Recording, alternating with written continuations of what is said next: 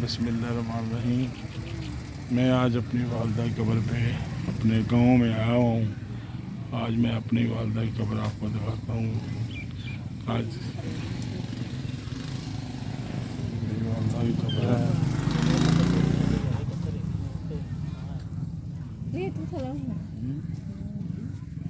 नीचे से उतारे इधर है बाबे दी खबर रूह भाई या अल्लाह, मैंने आज गांव में मैं तशरीफ़ लेके आया हूँ।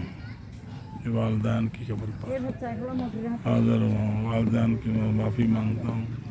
अल्लाह ताला मेरे वालदान को माफ़ करे और मुझे भी माफ़ करे। उनके अल्लाह अकबर, अस्तगफिरुल्लाह। ये मेरा आबी कब्रिस्तान है। ये मेरा आबी कब्रिस्तान है जहाँ मैंने मेरे वालदैन दफन है। आज 10वीं मुहर्रम है। मैं अपनी वालदा की कब्र पे आया हूँ और ये मेरा गांव है, गांव का कब्रिस्तान है।